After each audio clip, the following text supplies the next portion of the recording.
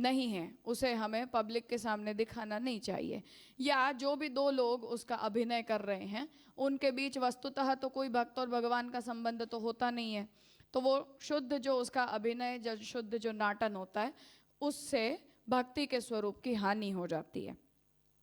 दंभ पर्यवसाने नवा, और वहाँ हम ये कहेंगे कि ये तो भक्ति का ढोंग कर रहा है, अर्थात खुद तो भक्त है नहीं, केवल वहाँ अपने आप को भक्त दिखा रहा है।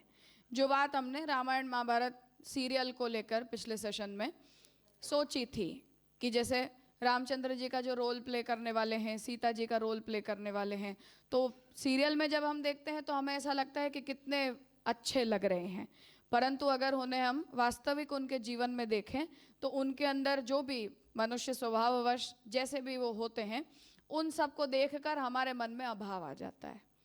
तो वो बात कह रहे हैं कि ऐसा जब अभिनय किया जाता है, नाटन किया जाता है, जो रस शास्त्र का पर्पस है अल्टीमेटली, कि रस मीमांसा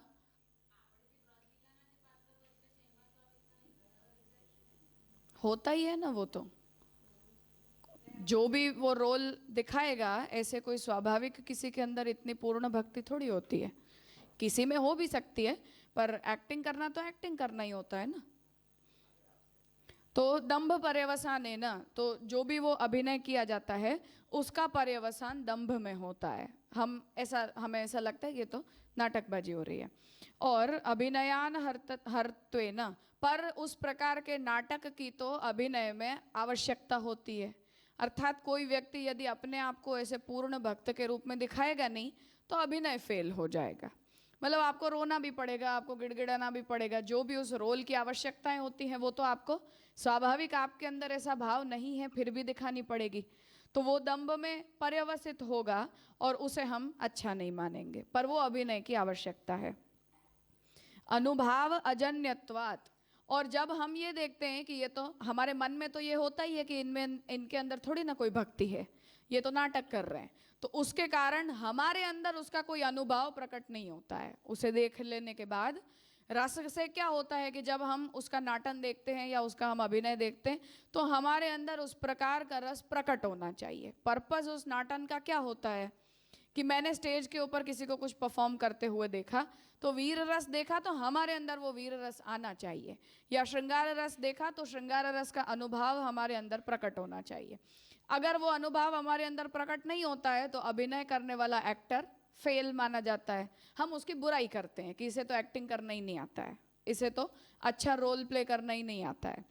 तो भक्ति को रस कहने में ये दूसरी आपत्ति पूर्व पक्षी बता रहा है कि शास्त्र प्रामाण्य से जो सिद्ध हो जाता है थियरी के रूप में वो सब बात ठीक है, पर रस शास्त्र की मर्यादा ये है कि रस का विवेचन और रस के अंगों का विवेचन अभिनय के लिए किया जाता है, और भक्ति का यदि इस प्रकार से अभिनय किया जाएगा तो वो दंभ में पर्यवसित होगी, पर उस प्रकार का दंभ तो अभिनय की आवश्यकता होती है।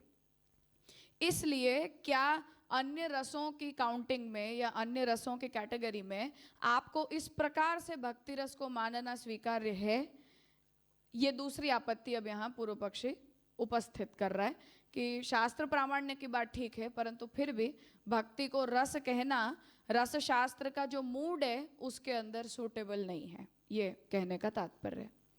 राजा, तो इसमें बताया कि जैसे वीर रस, करुण रस है सब, तो वो तो रस निष्पत्ति हुई ना उस वक्त। हाँ। तो जैसे भक्त जो बनता है या भगवान बनता है, तो जब वहाँ की ऑडियंस प्रेक्षक गण बैठे हैं तो उस वक्त तो उसके मन में भक्ति का जो रस है तो वो तो उत्पन्न होता है, तो वो नाट्य शास्त्र का मेन तो वही है कि रस निष्पत्ति है, तो उस वक्त तो हो रहा है, तो उसको दंभ क्यों कहा जा रहा है?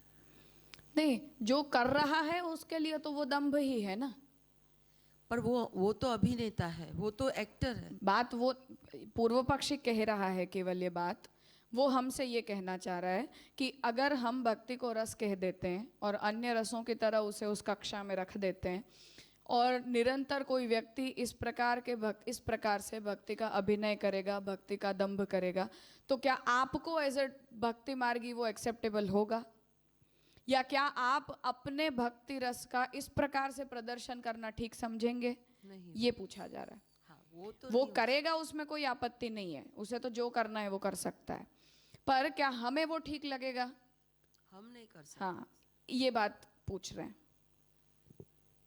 क्योंकि वो उसकी आवश्यकता है, रस शास्त्र की वो नीड है, उसे उसी तरह से करना पड़ेगा। तो क्या हमें वो ठीक लगेगा? ऐसा पूर्व पक्षी हमसे पूछना चाह रहा है। उसको कोई आपत्ति नहीं है। हम वही उत्तर पक्ष ला रहे हैं कि हाँ। दूसरे रसों के साथ भी तो यही बात होती है, तो तो फिर? आपको हमारे साथ ही क्या समस्या होती? तो बीभत्स रस है तो कोई वो उसका तो हम नाटन कर सकते हैं, वो ओरिजिनल लाइफ में तो वो सब ऐसा होता ही नहीं है। सही बात है, वो तो कर रहे हैं वो। इति उक्तम, तो ये बात पूर्व पक्षी कह रहा है कि अभिनय के फॉर्मेट में हम भक्ति के स्वरूप को किस प्रकार से सोचेंगे। तत्तु श्रृंगारादिषु अपि शक्यापादनम, तो हम ये कह रहे हैं कि ये शक्यता, ये पॉसिबिलिटी जो है उसकी उपस्थिति तो श्रृंगारादि रसों के अंदर भी होती है, कि ऐसा नहीं है कि केवल भक्ति रस के साथ ये प्रॉब्लम हो। यस्मात् रत्यादि अभिनये रत्यादि आभासो अनभिनितेषु च रत्यादि आलंबन विभावादिषु न रत्यादि आविर्भाव इति समानो योगक्षेमः। तो हम ये बात कह रहे हैं क्योंकि रति का, श्रृंगार रस का मानो कोई व्यक्ति अभिनय कर रहा है स्टेज के ऊपर, तो जब वो उसका अभिनय करता है तो वो रति का केवल आभास होता है, वस्तुतः थोड़ी उन दोनों को एक दूसरे से प्रेम होते हैं। तो हमें जो दिख रहा है वो वास्तविक रति नहीं है, वो तो केवल रति का आभास मात्र है। और उसका यदि अभिनय उस प्रकार से नहीं किया जाएगा तो रति के साथ जुड़े हुए जो भी उसके आलंबन आदि विभाव हैं वो सब तो खंडित हो जाएंगे और उसके द्वारा रति का आविर्भाव ही नहीं होगा, श्रृंगार रस वहाँ प्रकट ही नहीं किया जा सकेगा। तो भक्ति रस के साथ भी यही बात होती है। तो हम अन्य जो रस के प्रकार बताए गए हैं उनके साथ जो व्यवहार होगा वही भक्ति रस के साथ भी व्यवहार होगा, एक बात। अतएव रसत्व संपत्ति प्रक्रियायाः प्रतिपादने, इसीलिए जब नाट्यशास्त्र में भरत मुनि जो हैं वो रस की उत्पत्ति की प्रक्रिया बता रहे हैं या रस को प्रकट करने का जब प्रकार बता रहे हैं तो वो कहते हैं कि कथम इदानीम एते स्थायिनो अष्टौ भावाः रसत्वम आपनुवन्ति, कि क्यों इन 8 को ही हम स्थायी रस के रूप में स्वीकारते हैं, अन्य को क्यों नहीं स्वीकारते। ऐसा खुद ही भरत मुनि प्रश्न उपस्थित करते हैं। यथा ही समान लक्षणाः तुल्य पाणि पादोदर समानाः समान प्रत्यया अपि पुरुषाः कुलशील विद्या कर्म शिल्प विचक्षणत्व युक्ताः राजत्वम आपनुवन्ति, कि जैसे एक समान लक्षण वाले, मतलब एक जैसे हाथ हो, पैर हो, माथा हो, पेट हो, सब कुछ एक समान हो, एक समान सबके प्रत्यय हो, सबके शरीर एक समान हो, फिर भी जो मनुष्य है उसके अंदर कुल अच्छा होता है, उसका शील अच्छा होता है, जिसकी विद्या अच्छी होती है, जिसके कर्म अच्छे होते हैं, ऐसे विलक्षण गुणों से युक्त होता है, उसी को हम राजा बनाते हैं। मनुष्य सब एक समान होते हैं, सबका शरीर एक ही तरह से बना हुआ होता है, पर फिर भी गुणों के आधार पर हम उन लोगों में उत्तमता का विचार करके उसी व्यक्ति को राजा के रूप में चुनते हैं या उसी व्यक्ति को हम किसी भी एक स्थान के लिए उपयुक्त समझते हैं। तत्रैव च अन्ये अल्पबुद्धयः तेषामेव अनुचराः भवन्ति, और दूसरे लोगों, वो भले कद काठी में शरीर से स्वरूप से एक समान हो, फिर भी वो राजा बने हुए व्यक्ति के अनुचर बनते हैं, उसके नौकर बनते हैं। तथा विभाव अनुभाव व्यभिचारिणः स्थायी भावान् उपसृताः भवन्ति आश्रयत्वात् स्वामी भूताश्च स्थायिनो भावाः। इसीलिए जिस रस के अंदर हमें विभाव अनुभाव व्यभिचारी भाव वगैरह अपने पूर्ण फॉर्मेट में मिल पाते हैं, उन्हीं भावों को हम स्थायी भाव के रूप में चुनते हैं। अर्थात कैरेक्टरिस्टिक्स देखकर, गुणों का परिशीलन करके, जैसे हम 100 में से किसी एक व्यक्ति को राजा के रूप में चुनते हैं, उसी तरह 100 प्रकार के भावों में से जो भी हमें अप्रोप्रिएट लगता है उसी प्रकार के भाव को हम स्थायी भाव के रूप में चुनते हैं। हर प्रकार के भाव को हम स्थायी भाव नहीं कह देते, जैसे हर मनुष्य को हम राजा नहीं बना देते। तद्वत् स्थायिनी वपुषि गुणीभूताः अन्ये भावाः तान् गुणवत्तया आश्रयन्ते परिजन भूताः व्यभिचारिणो भावाः। उसी प्रकार जो स्थायी भाव होता है, जिस भाव को हम स्थायी भाव के रूप में चुनते हैं, उसके साथ अन्य जितने भी भाव होते हैं, दूसरे जो भी भाव होते हैं, वो सब उसके जैसे एक राजा के जैसे सभी लोग अनुचर बन जाते हैं, उस तरह विभाव, अनुभाव, संचारी भाव ये सब मूल स्थायी भाव के अनुचर बन जाते हैं, उसके परिचारक बन जाते हैं। यथा नरेंद्रो बहुजन परिवारोपि सन स एव नाम लभते न अन्यः सुमहान अपि पुरुषः। जैसे बहुत सारे लोग होने के बावजूद भी, बहुत सारे परिजन होने के बावजूद भी किसी एक व्यक्ति को हम मनुष्यों के अंदर श्रेष्ठ व्यक्ति के रूप में पसंद करते हैं, उसी प्रकार से अन्य भी बहुत सारे पुरुष होते हैं जिनमें अन्य भी बहुत सारे गुण होते हैं, परंतु जो उनमें श्रेष्ठ होता है उसी को हम उस पद के लिए चुनते हैं। उसी तरह जो श्रेष्ठ प्रकार का भाव होता है उसे ही हम स्थायी भाव के रूप में पसंद करते हैं। बहुषु गच्छत्सु पृच्छति को अयमिति। तो जो श्रेष्ठ व्यक्ति जा रहा होता है तो बहुत सारे लोग पूछते हैं ये कौन है, अर्थात उस व्यक्ति के गुणों को देखकर, उस व्यक्ति की एक्टिविटीज को देखकर हम अन्य लोगों में उसे अलग देख पाते हैं कि नहीं, दूसरे सब तो सर्वसामान्य हैं, ये सभी मनुष्यों के अंदर कुछ अलग दिखता है, श्रेष्ठ दिखता है। सच तम आह राजा इत्येव। और फिर उसी को हम ये कहते हैं कि नहीं, इसी को राजा बनना चाहिए क्योंकि अन्य सभी सामान्य हैं और इसके अंदर कुछ विशेष है। तथा विभाव अनुभाव व्यभिचारी परिवृतः स्थायी भावो रस नाम लभते। उसी प्रकार बहुत सारे भावों की वैरायटी हमारे सामने हो तो उनमें से जैसे हम एक को राजा चुनते हैं, ऐसे एक को हम स्थायी भाव बनाते हैं और उसी को हम रस का नाम देते हैं, और जो भी परिचारक होते हैं वो उस स्थायी भाव के विभाव, अनुभव, संचारी भाव वगैरह बन जाते हैं।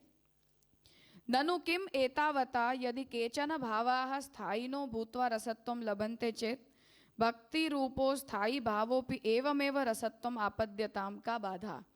तो कह रहे हैं कि जैसे ऐसे हमने सर्व सामान्य जो भाव होते हैं उनमें से किसी एक भाव को श्रेष्ठ समझ के उसे स्थायी भाव के रूप में स्वीकार लिया, उसी प्रकार से बहुत सारे बिखरे पड़े भावों में से स्थायी भाव देखकर हमने भक्ति को भी रस के रूप में मान लिया, भक्ति को अभी स्थायी भाव हमने समझ लिया, तो उसमें आपको क्या बाधा है, क्या आपत्ति है? अब उसके आलंबन आदि विभावों को बता रहे हैं। हाँ, स्नेह स्थायी भाव, हाँ, रस के रूप में हमने भी भक्ति को चुन लिया तो उसमें आपको क्या आपत्ति होगी, ऐसे पूछ रहा है। तथा ही भक्तेः आलंबनतया विभावयितुम् अभीष्टस्य भगवद विग्रहस्य। अब हमें, अगर हमने भक्ति के लिए स्नेह को स्थायी भाव के रूप में चुना, भक्ति को हमने रस कह दिया, तो अब हमें उस भक्ति रस का आलंबन विभाव चाहिए, जिसका वो आलंबन करे, जिसका वो सहारा ले। हाँ, तो हाँ, वही बता रहे कि भक्ति के आलंबन के रूप में, आलंबन जो तत्व जिसका हम आलंबन लेते हैं उसका भाव करने के लिए, निरंतर उसका चिंतन करने के लिए विभावयितुम् अभीष्टस्य भगवद विग्रहस्य। तो हमें जो भी अच्छा लगे ऐसा भगवद विग्रह हम आलंबन विभाव के रूप में चुनते हैं कि हम अपने भक्ति रस को इसका आलंबन दिलवाएंगे। तो हमें जो भी अच्छा लगे ऐसा भगवद विग्रह हम पसंद करते हैं। जैसे गोपीनाथ जी साधन दीपिका में आज्ञा करते हैं कि जो सेवा करना चाहता है उसे जो स्वरूप सुंदर लगे उस स्वरूप को उसे प्राप्त करना चाहिए। तो वो हमारा अभीष्ट भगवद विग्रह हुआ जिसका हम विभाव करते हैं। भगवद अवतार काले कृतानाम तज्जन्म शैशव बाल्य पौगंड कैशोर्यादि लीलानाम कीर्तन श्रवण भावन प्रचुरेषु उद्दीपन विभाव रूपेषु सत्सु। अब भक्ति रस का उद्दीपन विभाव क्या होगा? तो कह रहे हैं कि भगवान ने अपने अवतार काल के समय जन्म के बाद शिशु के रूप में, बालक के रूप में, पौगंड अवस्था में, किशोर अवस्था में जो जो विविध लीलाएं की, उन सब का कीर्तन, श्रवण और भावन जो है वो इस भक्ति रस का उद्दीपन विभाव बनता है, उस भक्ति रस को वो उद्दीप्त करता है।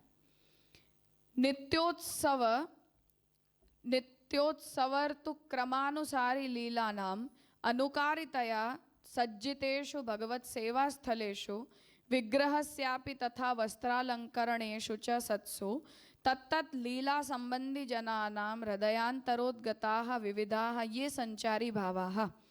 अब जब हम हमारे द्वारा आलंबित पसंद किया हुआ जो भी ठाकुर जी का विग्रह है उसकी जब हम सेवा करते हैं तो नित्य की सेवा में, उत्सव की सेवा में, ऋतु के क्रमानुसार जो ठाकुर जी की लीलाएं हैं उन सब का अनुकरण करने के लिए जैसा जैसा उत्सव, जैसी नित्य का क्रम, जैसी ऋतु का क्रम, तदनुसार ठाकुर जी के सेवा के स्थल को सुसज्जित करना, उसी प्रकार भगवत विग्रह को भी अनुकूल वस्त्र अलंकार के द्वारा सुसज्जित करना, उन लीला के संबंधी जो लोग हैं अर्थात चाहे व्रजभक्त हों, कभी नंदराय जी यशोदा जी हों, ठाकुर जी के मित्र हों, गोपीजन हों वगैरह, तो जो लीला है उनके साथ अप्रोप्रिएट उस लीला के साथ जुड़े हुए लोग हैं। जैसे अभी दान के दिन चल रहे हैं तो इसमें नंदराय जी यशोदा जी का इस लीला में रोल नहीं है, तो व्रजभक्तों का रोल है, तो वो लोग इस लीला में सहायक होंगे।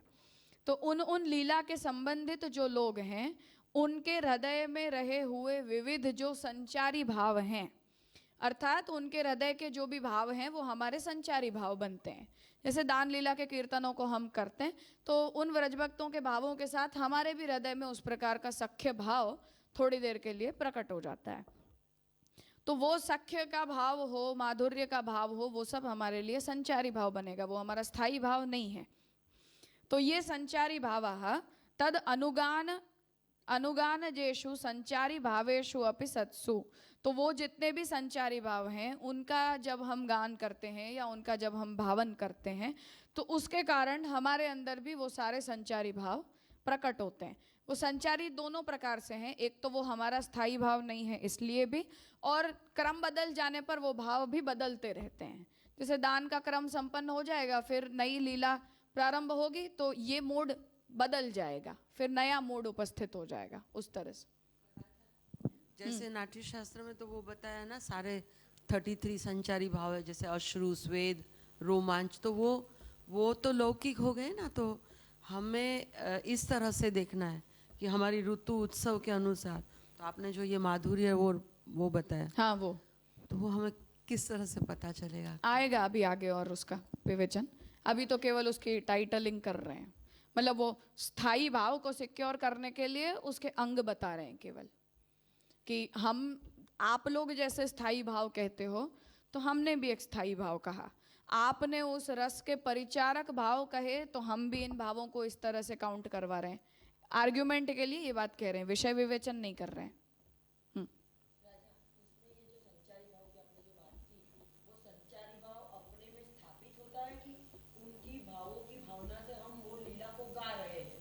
स्थापित नहीं होता है। तो हम क्या करते हैं कि जैसे वो अभी सख्य भाव दान लीला में चल रहा है तो उनकी भावों की भावना को हम गा रहे हैं, प्रभु को बता रहे हैं कि आपकी ऐसी अच्छी लीला है। हाँ वो प्रकार उसी तरह तो कुछ देर के लिए हमारे अंदर वो मूड बन जाता है, हमें भी थोड़ा चेंज मिल जाता है ऐसा। तत्तत् लीला संबंधी जनानाम अनुकरणतया च, तो जो उस लीला में पार्टिसिपेट कर रहे हैं ऐसे जो भगवान के भक्त हैं उनका हम अनुकरण करते हैं, उनके भावों का हम अनुकरण करते हैं। क्या उन्होंने ऐसा किया तो हम भी उनकी तरह आपके साथ ये करना चाह रहे हैं। भगवतो विविधोपचार रूपेषु भजन विधिषु अपि सत्सु, तो जब हम उन भावों का अनुकरण करते हैं तो ठाकुर जी की सेवा जो है उसके अंदर भी हम वो सारे उपचार करते हैं, अर्थात वो सारी क्रियाएं करते हैं जो उस लीला के संबंधी जीवों ने की थी। जैसे व्रजभक्तों से ठाकुर जी ने मांगा तो हम भी काष्ठ के व्रजभक्त ठाकुर जी के सन्मुख खड़े कर देते हैं, उनके हाथों में दही की मथनी दे देते हैं, ठाकुर जी को भी वो दही भोग धरा देते हैं। तो वो पूरा सीन हम क्रिएट कर देते हैं कि जैसा ठाकुर जी ने अपनी लीला के समय किया था। तो उसका जब हम अनुकरण करते हैं तो अनुकरण करने के साथ साथ उन उपचारों को क्रिया के रूप में भी उपस्थित करते हैं जितना हमसे संभव हो वहाँ तक, कि हमारे अंदर भी वो सब लाइव हमें लगने लगे, हमें ऐसा लगे कि नहीं जैसे हमारे सामने ही सब कुछ हो रहा है। तो वो सारे उपचार जो हैं वो भजन विधि के अंदर, सेवा विधि के अंतर्गत हम करते हैं। भगवद विग्रह एव तथा तथा भूताः अनुभावाः प्रादुर्भूयन्ते। और ठाकुर जी का जो विग्रह है जिनकी हम सेवा कर रहे हैं, उन्हीं के अंदर ये अलग अलग प्रकार के जो अनुभाव हैं वो प्रादुर्भूत होते हैं। अर्थात हमें ऐसा अनुभव होता है कि हम अगर कुछ उपचार कर रहे हैं तो कभी कभी ठाकुर जी भी हमारे उन उपचारों को रिस्पॉन्ड कर रहे हैं। अर्थात कि हमें वो करना अच्छा लग रहा है तो ठाकुर जी को भी अच्छा लग रहा है। उस प्रकार का परस्पर रिस्पॉन्स जो है वो भी भक्तों को सेवा के समय अनुभूत होता है।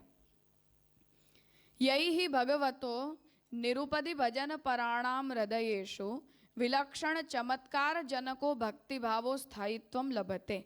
जिससे ये होता है कि भगवान की निरुपाधिक भक्ति में परायण जो जीव होते हैं उनके हृदय में विलक्षण चमत्कार जनक भक्ति भाव स्थायीता को प्राप्त करता है।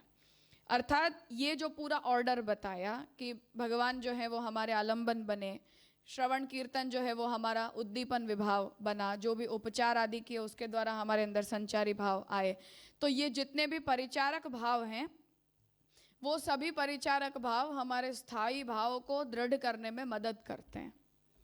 जो भक्ति का भाव है हमारे अंदर, जो स्नेह का रस, स्नेह का स्थायी भाव हमारे अंदर प्रकट हो रहा है, वो इन उद्दीपन विभावों से, संचारी भावों से, आलंबन विभावों से दृढ़ होते जाता है, वो स्थायी होता जाता है। न च एतत् सर्वं सामाजिकानां पुरतो निज भजनीय भगवत स्वरूपस्य भजनस्य प्रदर्शनाय एव इति कुतो अत्र दंभ कापट्यादेह आशंकापि। अब यहाँ ये कह रहे हैं कि ये जो कुछ भी हम कर रहे हैं ये हम सब अपने अपने लोगों के साथ करते हैं। आप अपने घरों में करते हो, मैं अपने घरों में करती हूँ, हमारे घर के जो भी मेंबर्स हैं हम सब मिल के ठाकुर जी की सेवा का ये पूरा प्रकार इस प्रकार से करते हैं। तो जितने भी लोग हैं उनके साथ रहकर अपने भजनीय भगवत स्वरूप के भजन का हम वहाँ प्रदर्शन करते हैं, अर्थात हम मिल मिलाकर सब कुछ करते हैं। तो यहाँ दंभ और कापट्य की आशंका कहाँ है? हम कौन सा दंभ कर रहे हैं, किसके साथ हम कपट कर रहे हैं? ठीक है, तो हमारे लोग हमें कुछ करते हुए देख रहे हैं, उन्हें करते हुए हम भी देख रहे हैं, तो इसके अंदर हम कोई दंभ नहीं करते, हम कोई कपट नहीं करते, हम सब मिलकर उसे कर रहे हैं। ननु अधुना तो स्वसांप्रदायिकैः निखिलमपि इदं निजोदर पूर्णाय अर्थोपार्जनतयैव अनुष्ठीयते इति चेत ओम इति ब्रूमो तथापि बहुनाम पुरुषाणाम। अब कह रहे हैं कि पर अभी की स्थिति हमारे संप्रदाय की ये है कि जितने भी हमारे आसपास के लोग हैं वो अपना पेट भरने के लिए, अर्थ उपार्जन के लिए ही इस प्रकार की भक्ति का अनुष्ठान करते हैं, इसलिए उसमें दंभ और कापट्य का जो है वो पक्ष उपस्थित होता है जब हम इस प्रकार से भक्ति का प्रदर्शन करते हैं या उसमें निरुपाधिकता न लाकर अर्थोपार्जन की सोपाधिकता ला देते हैं। तथापि बहुनाम पुरुषाणाम निषिद्धाचरण परायणत्वेपि शास्त्रीयो निषेधो न जातु धर्म्यो विधि संपद्यते। तो कह रहे हैं बहुत सारे जो लोग हैं वो भले ही निषिद्ध आचरण करें, मतलब मेजॉरिटी लोग अब हमारे सामने ऐसे हैं पुष्टि मार्ग में कि जो लोग भगवत सेवा इसीलिए करते हैं, या तो प्रदर्शन के लिए करते हैं या अर्थोपार्जन के लिए करते हैं, पर इतने सारे लोगों का निषिद्ध आचरण में परायण होने के बावजूद भी शास्त्रीय निषेध नहीं हो जाता, अर्थात शास्त्र भक्ति को रस कहना नहीं छोड़ देता। शास्त्र का जो सिद्धांत है वो गलत साबित नहीं हो जाता, लोग भले ही उसका अनुष्ठान किसी भी तरह करते रहें। सिद्धांतोपदेश परेषु ग्रंथेषु न एकशः प्रतिषेधास्तु, पर जो सिद्धांत का निर्देश करने वाले ग्रंथ हैं उनमें कहीं भी इस प्रकार की भक्ति को सपोर्ट नहीं किया गया है, अर्थात भक्ति की जो शुद्ध रसरूपता है वही बताई गई है। प्रदर्शनार्थ दंभ या कापट्यार्थ जो है वो भक्ति का प्रदर्शन किसी भी सिद्धांतोपदेश करने वाले ग्रंथ के अंदर नहीं दिखाया है। उसके यहाँ वचन दे रहे हैं कि गुप्तो ही रसो रसत्वम आपद्यते, तो रस जो है वो जब तक गुप्त रहता है तभी वो रस रूपता को प्राप्त करता है। अगुप्तो रसो रसाभासः स्यात्, तो जब हम उस रस को प्रकट कर देते हैं, दुनिया को दिखाने लग जाते हैं, तो वो रसाभास हो जाता है, उससे उसमें हमें रस की अनुभूति होनी बंद हो जाती है। स्वीयान भक्तान प्रदर्शयेत, तो हमें ये निर्देश है कि हम भक्ति का प्रदर्शन या अपने सेव्य का प्रदर्शन किसके सामने करें? तो केवल स्वीय भक्तों के सामने करें। तो जिसमें दोनों ही पैरामीटर्स हैं कि भक्त भी होना चाहिए और स्वीय भी होना चाहिए। ऐसा स्वीय जो भक्त ना हो उसके सामने भी प्रदर्शन नहीं करना, क्योंकि वो हमारे भावों को समझ नहीं सकता है। और भक्त हो परंतु स्वीय ना हो तो उसके सामने भी सेवा का या प्रभु का प्रदर्शन नहीं करना। भगवद भावस्य रसात्मकत्वेन, भगवान के प्रति हमारा जो भाव है वो रसरूप होने के कारण गुप्तस्यैव अभिवृद्धि स्वभावकत्वात्, तो रस का ये स्वभाव है कि वो गुप्त होता है तो ही बढ़ता है, जब उसे प्रकट कर दिया जाता है तो वो बढ़ना बंद हो जाता है। तो भगवत भावस्य रसात्मकत्वेन, भगवान के प्रति का जो भाव है वो रसात्मक होने के कारण गुप्तस्यैव अभिवृद्धि स्वभावकत्वात्, वो गुप्त हो तभी अभिवृत्ति स्वभाव वाला बनता है। लोके स्वम भगवत भावम अनाविष्कुर्वन्नेव भजेत, इसलिए दुनिया के सामने अपने भगवत भाव का आविष्करण किए बिना ही भगवान का भजन करना चाहिए। अपराधो अवैष्णवस्य स्वसेव्य प्रदर्शनम, और श्री हरिराई जी ने भी जो अपराध भक्ति मार्गीय अपराध गिनवाए हैं उनमें अवैष्णव के सामने अपने सेव्य के प्रदर्शन को दोष बताया है। फलम वार्षिक सेवा निष्फलत्वम, और अवैष्णव के सामने अपनी सेवा के प्रदर्शन का फल होता है 1 वर्ष की सेवा निष्फल जाती है, व्यर्थ हो जाती है। एवं विदाह श्रूयमाणा अपि, इतने सारे जो हमारे सांप्रदायिक वचन हैं उनमें सुना गया होने के बावजूद भी देवलकानाम हृदयेषु न अनुनदन्ति, फिर भी जो उदर पूर्ति के लिए, प्रतिष्ठा के लिए, प्रदर्शन के लिए सेवा करने वाले लोग हैं उन लोगों के हृदय में फिर भी कोई पश्चाताप नहीं होता। चेद नहीं भक्ति मार्ग दिवाकरस्य एषो दोषो, पर ये भक्ति मार्ग जो सूर्य रूप है उसका ये दोष नहीं है, लोगों का दोष है। यद दिवान दाह स्फीता लोकवती दिवसे निजापराधम द्रष्टुम न क्षमन्ते इति, तो जैसे अंधे जो लोग होते हैं उनको सूर्य आकाश में चमकता हो फिर भी उनके जीवन में प्रकाश नहीं होता, उस तरह जो देवलक हैं वो अंध हैं। तो इतने स्पष्ट रूप से इन सभी सिद्धांतों का प्रकाशन किया गया होने के बावजूद भी उन्हें जो है वो अपने अपराध दिखाई नहीं देते, उन्हें अपनी गलती समझ में नहीं आती। अलम तावत भक्ति रसाभास जनक के न देवलक दुष्चरित्र चिंतने न, अब भक्ति के रस में रसाभास पैदा करने वाले जो देवलक हैं उन लोगों के चरित्र का चिंतन अब हमें नहीं करना, ऐसा यहाँ आप आज्ञा कर रहे हैं। तो तात्पर्य ये है कि भक्ति का जो प्रदर्शन है वो अपने यहाँ दोष है। तो भक्ति का जो रस है वो जब तक हमारे हृदय में रहता है और गुप्त रहता है तभी तक वो अभिवृद्धि को प्राप्त करता है, ऐसा रस का स्वभाव है। ये भक्ति रस की मर्यादा का यहाँ विवेचन किया। प्रकृतम अनुसरामः, अब जो उपस्थित विषय है उसका आप फिर से बीच में जो भी विषय आया उसे छोड़ के अब जो मूल विषय है उसका आप चिंतन कर रहे हैं।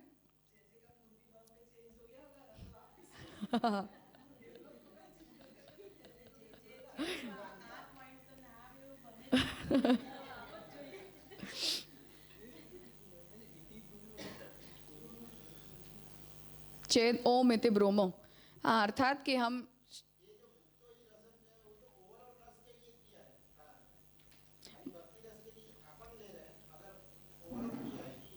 नहीं, महाप्रभु जी का ये वचन तो भक्ति के लिए ही है, हाँ, इन जनरल नहीं है।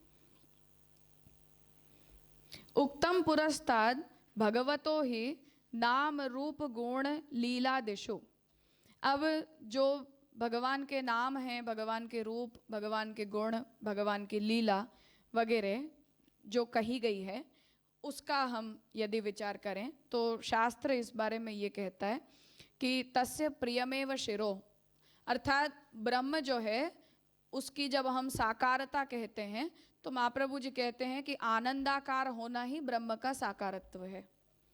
अर्थात कि आनंद घन है ब्रह्म, जैसे समुद्र होता है तो वो सर्वत्र परिपूर्ण है, उस प्रकार से भगवान के स्वरूप में प्रचुर आनंद है, आनंद का प्राचुर्य है, सर्वत्र आनंद ही आनंद है। इसलिए शास्त्र कहता है कि तस्य प्रियमेव शिरो, प्रियता ब्रह्म का मस्तक है। मोदो दक्षिणः पक्षः, खुश होना, आनंद होना, मोद होना, ये ब्रह्म का दक्षिण पक्ष है। प्रमोदः उत्तर पक्षः, उत्तर पक्ष प्रकृष्ट मोद है। आनंद की अगर हम मात्रा गिने तो और ज्यादा आनंद, ऐसा हम कहें तो वो उसका उत्तर पक्ष है। आनंदः आत्मा, आनंद होना उस आत्मा का गुण है, आत्मा का स्वभाव है। नवारे सर्वस्य कामाय सर्वं प्रियं भवति, आत्मनस्तु कामाय सर्वं प्रियं भवति, एतस्यैव आनंदस्य अन्यानि भूतानि मात्राम उपजीवन्ति।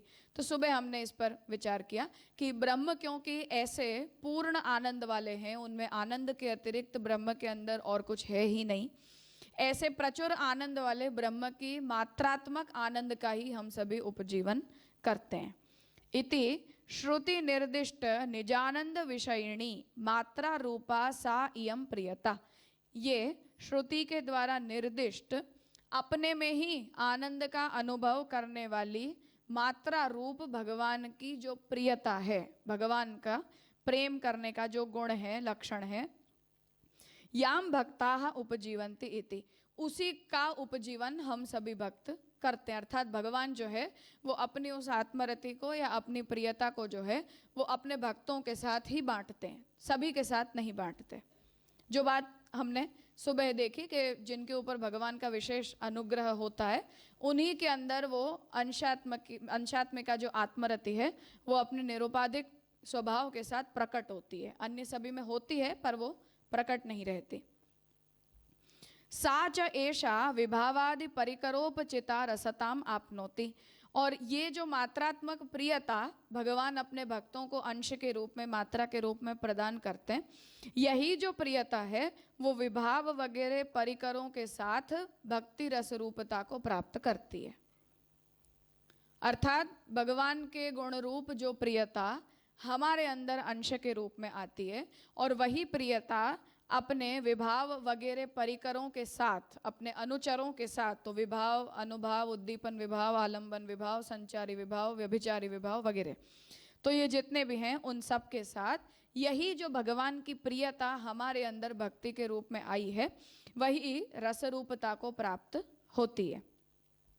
यद्यपि श्री भरत मुनिना भक्ते रसत्वम न अंगीकृतम, वैसे भरत मुनि ने जो है वो भक्ति की रसरूपता का स्वीकार नहीं किया है, तथापि यादृशस्य भावस्य रसरूपता पत्ति ही अंगीकृता, पर जिस प्रकार के भाव को वो रसरूप कहते हैं उसका स्वरूप भरत मुनि क्या बताते हैं, उसकी परिभाषा यहाँ श्याम काका जी उद्धृत कर रहे हैं कि उन्होंने भक्ति को रस भले ही नहीं कहा, परंतु हम ये देखें कि उन्होंने किस प्रकार के भाव को रस कहना चाहा है, जिससे हम कंसेप्चुअली ये बात सोच पाएंगे कि यदि वो इस प्रकार के भाव को रस के रूप में स्वीकारते हैं तो हम भी यदि उस प्रकार का भाव प्रपोज करें तो क्या वो भरत मुनि के कंसेप्ट के हिसाब से रस की परिभाषा में बैठेगा या नहीं बैठेगा।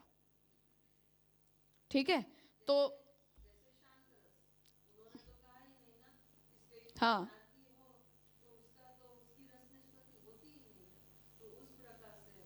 हाँ, इसलिए श्याम काका जी आज्ञा कर रहे हैं कि सीधा सीधा उन्होंने भक्ति को रस भले ही न कहा, पर किस प्रकार के भाव को रस कहा जा सकता है इस पर तो भरत मुनि ने अपने विचार प्रकट किए हैं। तो हम ये देखें कि हम जिस प्रकार के भाव को भक्ति रस कहना चाह रहे हैं वो कंसेप्ट के रूप में भरत मुनि के विचार के अंदर बैठते हैं कि नहीं बैठते हैं। ठीक है, उस पर अब यहाँ विचार किया जा रहा है कि भरत मुनि ने किस प्रकार के भाव को रसरूपता के फॉर्मेट में स्वीकारना चाहा है। तस्य प्रकारस्तु, उसका प्रकार यहाँ बता रहे हैं कि बहवो अर्थाः विभाव्यन्ते वाग अंग अभिनयाश्रिताः, तो बहुत सारे अर्थों का हम विभाव करते हैं, वाणी के द्वारा करते हैं, शरीर के द्वारा अभिनय का आश्रय लेकर हम करते हैं। यस्मात् तेन अयम विभावः इति संज्ञितः, तो जिस प्रकार के भावों को हम अपने अंग चेष्टा के द्वारा, अपनी वाणी के द्वारा, अपने एक्सप्रेशन के द्वारा अभिनय के रूप में प्रकट कर सकते हैं, दिखा सकते हैं, उसे विभाव संज्ञा दी जाती है। ठीक है, तो विभाव की ये परिभाषा हुई कि आप अपने अंदर, मुझे कोई ये कहे कि किसी प्रकार का इमोशन आप दिखाओ, जैसे मैं दुखी हूँ फॉर एग्जाम्पल, तो आप दुख के भाव को कैसे दिखाएंगे? तो उसे दिखाने के वाणी से भी दिखा सकते हैं, एक्सप्रेशन से भी दिखा सकते हैं, अंग चेष्टा के द्वारा भी दिखा सकते हैं। तो जैसे कोई भी व्यक्ति हो वो थोड़ा फीका फीका लगता हो तो हम कहते हैं कि कोई समस्या है, तो उसके व्यवहार से हमें पता चलता है। कभी बोलकर हम प्रकट करते हैं, कभी हमारे चेहरे के जो एक्सप्रेशंस हैं उससे हमें पता चलता है। तो जिन जिन प्रकार के भावों को हम अभिनय के रूप में प्रकट कर सकते हैं उन्हें विभाव संज्ञा दी जाती है, उन भावों को विभाव कहा जाता है। वाग अंग अभिनयेन इह यश्च अर्थो अनुभाव्यते वाग अंगोपांग संयुक्तास्तु अनुभावः ततः स्मृतः। अब अनुभाव क्या होता है वो बता रहे हैं कि वाणी और अंग के अभिनय के द्वारा जिस अर्थ का, जिस विषय का हम अनुभाव कर पाते हैं, ऐसा वाणी अंग उपांग से संयुक्त जो भाव हो वो अनुभाव कहलाता है। अर्थात किसी व्यक्ति ने उस प्रकार के भाव को दिखाया हमें, किसी ने रो के दिखाया, किसी ने बोल के अपना दुख दिखाने का प्रयास किया, उसे देखने पर क्या हम समझ पाए कि वो व्यक्ति दुखी है? अर्थात कि उसके एक्सप्रेशन के जो भी मोड्स हैं वो सक्सेसफुल हुए या नहीं हुए। अर्थात कोई हंसते हंसते चल रहा है तो हम थोड़ी कहेंगे कि ये दुखी है। तो आपका दुख प्रदर्शित करने का एक प्रकार है। जो कोई भी, जिस किसी का जैसा भी प्रकार हो, उस प्रकार को देखने पर क्या हम, जो ऑडियंस है, जो भी व्यक्ति उस व्यक्ति को देख रहा है, वो दूसरे व्यक्ति को ये समझ में आया कि वो व्यक्ति दुखी है? यदि आया और हमारे अंदर ये बात समझ के रूप में प्रकट हुई कि नहीं, ये जो जिस प्रकार से अपना व्यवहार दिखा रहा है उसका मतलब है कि वो दुखी है, तो ये अंडरस्टैंडिंग जो मेरे अंदर डेवलप हुई वो उसके द्वारा प्रकट किए गए विभाव का अनुभाव है।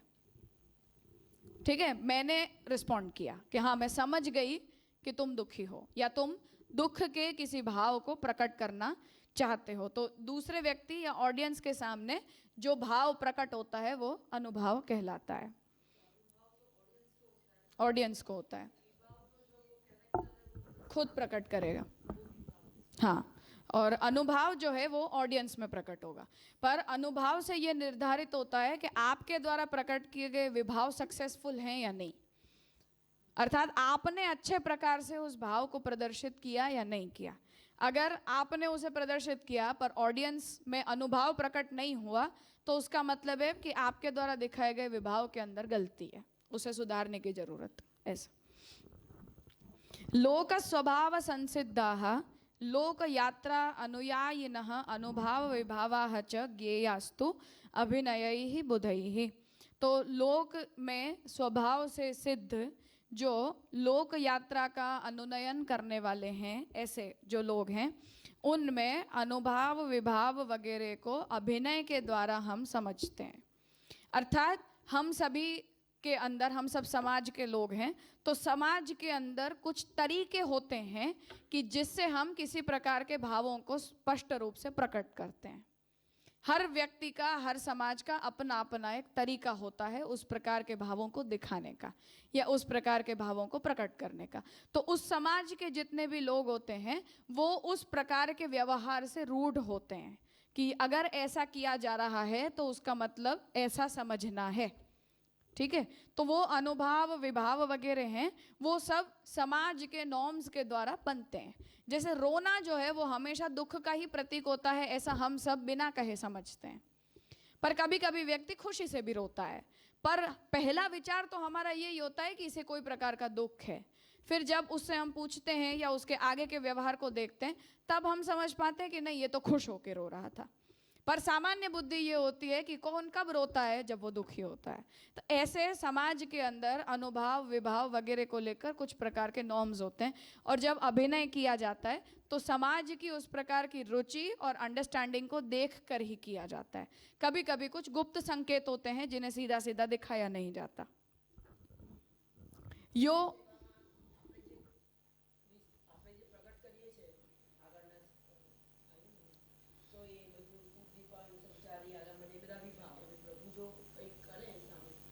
અનુભાવ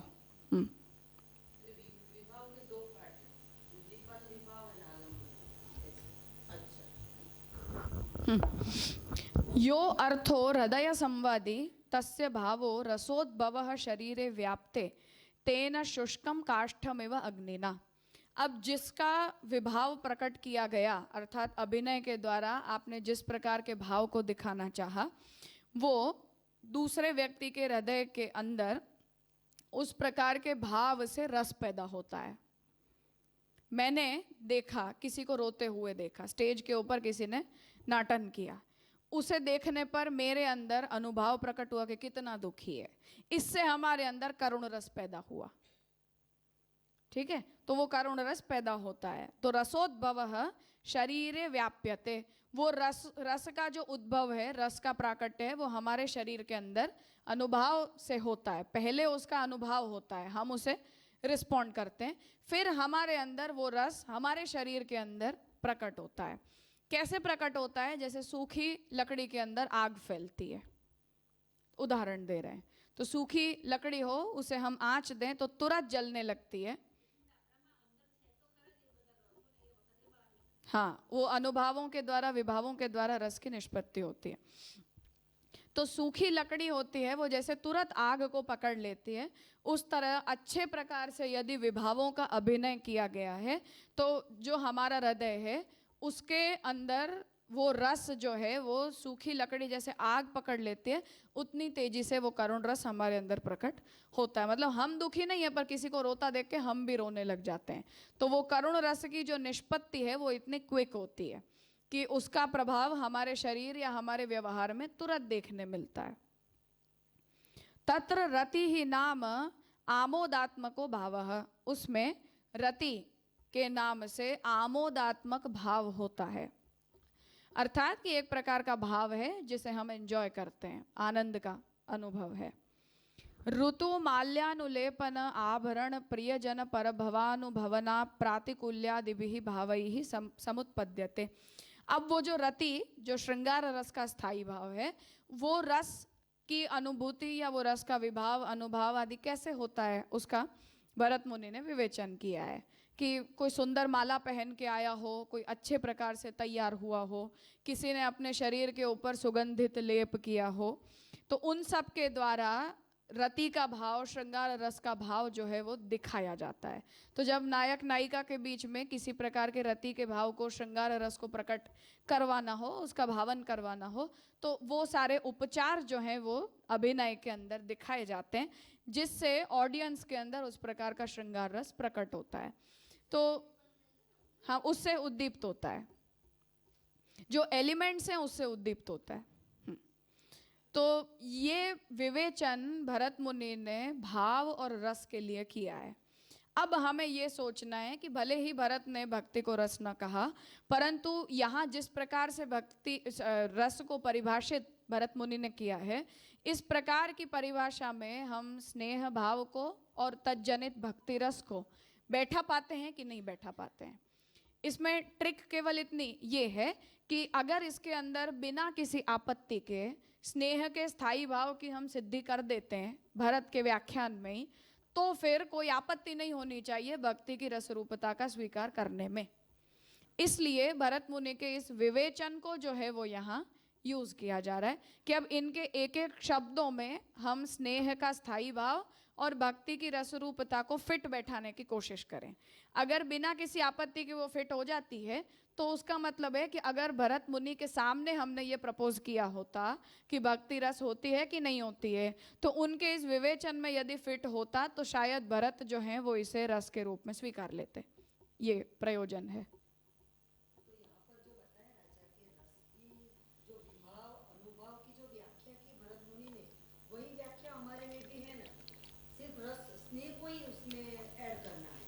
तो बैठता है कि नहीं वो तो यही व्याख्या हमारे में भी है। हाँ, इसलिए श्याम काका जी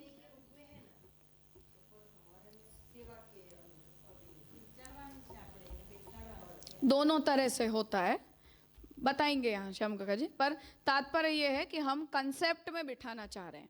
शब्दशः तो हमें भरत के प्रामाण्य से मिल नहीं रहा, तो उन्होंने जिस तरह से रस की विवेचना की है, रस के स्वरूप का उन्होंने जिस तरह से विचार किया है, उस प्रकार के स्वरूप में हम भक्ति रस को बिठा पाते हैं कि नहीं बिठा पाते हैं। अगर बिना किसी समस्या के वो बैठ रहा है तो अन्य किसी को भी भक्ति को रस मानने में कोई समस्या होनी नहीं चाहिए। अगर कोई आपत्ति हो रही है तब फिर हमें उस पर विचार करना होगा कि कंसेप्चुअली क्या समस्या है जिसे हम सुलझा पाए। ये प्रयास है। राजा,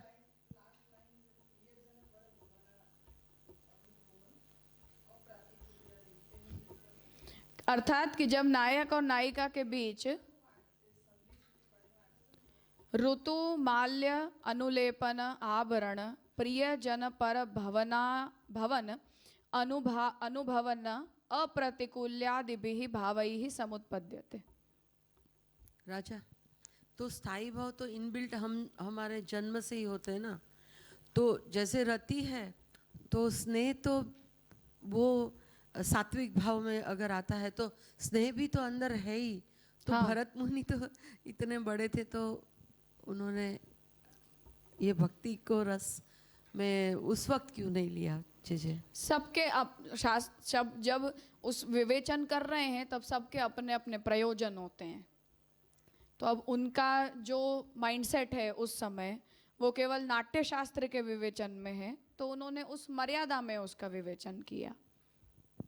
तो हम जे जो है यहाँ हम लोग साबित ये करना चाहते हैं कि हम अपने घर में जो सेवा कर रहे हैं वो एक अलग चीज़ है, अभिनय दूसरी बात है जो हम रंगमंच पे प्रस्तुत करते हैं।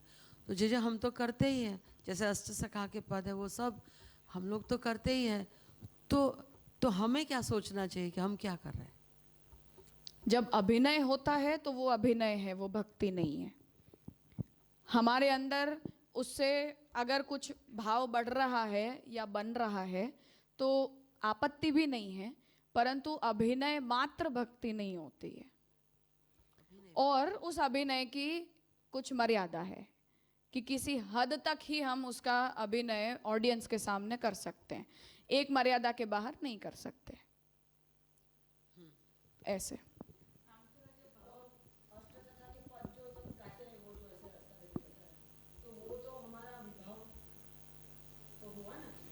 मैं वही कह रही हूँ कि हम ये समझते हों कि इस प्रकार से उसे दिखाना दुनिया के सामने ये हमारी भक्ति चल रही है, तो वो ऐसा नहीं है। और वहाँ कौन व्यक्ति किस हद तक क्या बताएगा, जैसे नाट्यशास्त्र में भी भले ही श्रृंगार को रस माना, परंतु स्टेज के ऊपर श्रृंगार रस को शोकेस करने की कुछ मर्यादाएं भी हैं कि नहीं है, बीभत्स रस को भी दिखाने की कुछ ना कुछ मर्यादाएं हैं कि नहीं है। तो उस तरह हर वस्तु का अभिनय तो मर्यादा में ही होता है, वो अमर्यादित नहीं होता। पर व्यक्ति जो इन पर्सन उसका अनुभव करता है जिस किसी के करस्पॉन्डिंग, तो वो तो हर जगह प्राइवेट नेचर का ही होता है, वो तो कभी पब्लिक नहीं होता।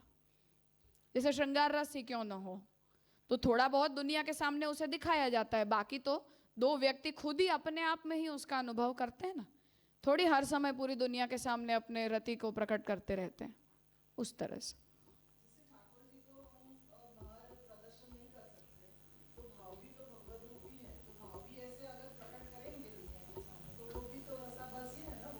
किसी मर्यादा के बाहर जाने पर वो रसाभासी होता है।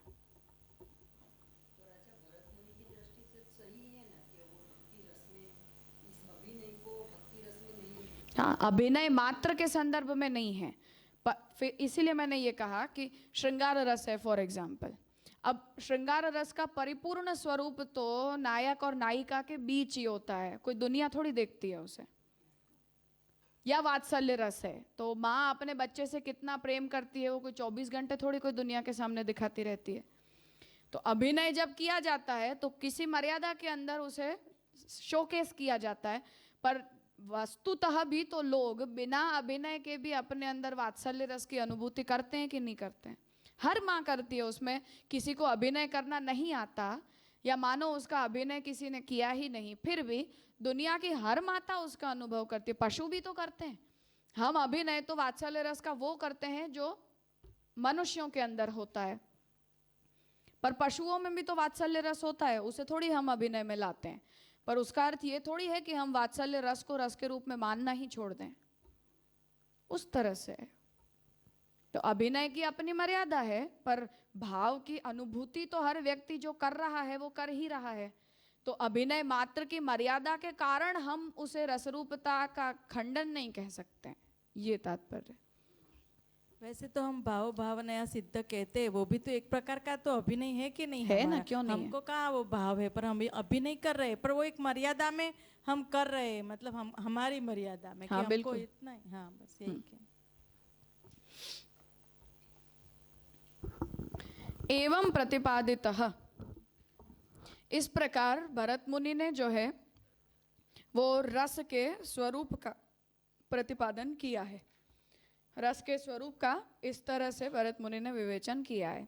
सती च एवं, ऐसा होने पर लौकिक पुरुष आश्रितेषु नाटकेषु इव यादृशी रसाभिव्यक्ति रीति ही, लौकिक पुरुष का आश्रय लेकर नाटक में जिस प्रकार के रस की अभिव्यक्ति की एक रीत है, ट्रेडिशन है, प्रकार है, तरीका है, तादृशी एव अलौकिक भगवत स्वरूपाश्रिते भजनेपि, उसी प्रकार की एक रीति, रस निष्पत्ति की, रसाभिव्यक्ति की एक रीति अलौकिक भगवत स्वरूप का आश्रय लेकर किए जाने वाले भजन में भी है। ठीक है, यहाँ जैसे उसकी रीति बताई कि आप पहले अपने भाव को अंग के द्वारा, वाणी के द्वारा, अभिनय के द्वारा दिखाओगे, उससे ऑडियंस के अंदर विभाव प्रकट होता है, उस विभाव के द्वारा जो है वो रस की निष्पत्ति उसके हृदय में होती है। ये एक रीत है, प्रकार है, तरीका है। उसी प्रकार से हमारे अंदर जो भाव है भक्ति का या स्नेह का प्रभु के प्रति, उस भाव को भी जब हम अलौकिक भगवत स्वरूप के आश्रित बनाते हैं तो उस भजन के अंदर भी उस रस की अभिव्यक्ति की एक रीति भजन मार्ग में भी है। बिल्कुल उसी तरह जैसे लौकिक पुरुष का आश्रय लेकर नाटक शास्त्र के अंदर उसकी एक रीति है रसाभिव्यक्ति की। अतः भक्ति बीज भाववताम जीव शरीरेषु, इसलिए भक्ति के बीज भाव वाले जीवात्मा के शरीर में, ठीक है, तो हमारी जीवात्मा में भक्ति का बीज स्थापित है और हमारी वो आत्मा हमारे शरीर का आश्रय लेके रहती है।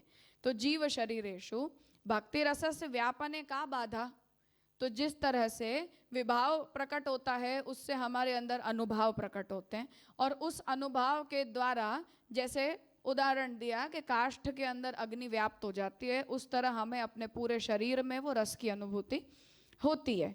जैसे कंपन हो जाता है, रोंगटे खड़े हो जाते हैं, हमारी आंखों से आंसू निकलने लग जाते हैं, हमारे हाव भाव बदल जाते हैं, ठीक से सीधा सीधा चला नहीं जाता, बैठा नहीं जाता, ये सब जो प्रभाव हमें अपने शरीर में रस निष्पत्ति होने पर देखे जाते हैं, उसी प्रकार भक्ति के बीज भाव से युक्त हमारी आत्मा जिस शरीर का आश्रय लेकर रहती है, जब उसमें भक्ति रस उत्पत्ति हो तो हमें भी इस शरीर के अंदर वो भक्ति रस व्याप्त हो, इसमें क्या समस्या है? ठीक है, न च हाँ, न च एवं सती, अगर ऐसा न हो तो काव्यादीनाम असत्यत्वात् नोपयोगः कथंचन धर्मे, जैसे महाप्रभु जी निबंध में ये कहते हैं कि काव्य आदि जो लौकिक काव्य आदि शास्त्र होते हैं वो असत्य होते हैं, फिक्शन है केवल, है ना, मनः कल्पना है, तो उनका क्योंकि धर्म में कोई उपयोग नहीं होता, इसलिए काव्यादीनाम असत्यत्वम उत्प्रेक्षा जन्यत्वात्, क्योंकि काव्य वगैरह तो उत्प्रेक्षा से जन्य होते हैं, एग्जैगरेशन होता है, बढ़ा चढ़ाकर हम उन बातों को वहाँ लिखते हैं। इति उक्त रीत्या उत्प्रेक्षा जन्यत्व अविशेषेण नाटकाद भक्ति साधनायाम न कोपि विशेषो अवशिष्यते। उसी तरह अगर भक्ति केवल एक प्रकार का अभिनय होती, भक्ति केवल एक प्रकार की उत्प्रेक्षा मात्र होती, उसके द्वारा कोई प्रकार के रस की निष्पत्ति हमारे शरीर के अंदर होती ही नहीं, तो काव्यादि शास्त्र को महाप्रभु जी ने जैसा झूठा बता दिया है, उसी तरह भक्ति के साधनों को भी महाप्रभु जी ने उत्प्रेक्षा नहीं कह दिया होता। ठीक है, यह आर्ग्यूमेंट है। इति आशंकनीयम, ऐसी आशंका होती है कि भक्ति जो है वो क्या अभिनय मात्र है या अभिनय के जितने पैरामीटर्स हैं उसमें अगर हम भक्ति को फिट करने की कोशिश कर रहे हैं तो क्या वो उत्प्रेक्षा मात्र हो जाती है? ठीक है, क्योंकि उसमें तो कुछ ना कुछ एग्जैगरेशन होता ही है ना।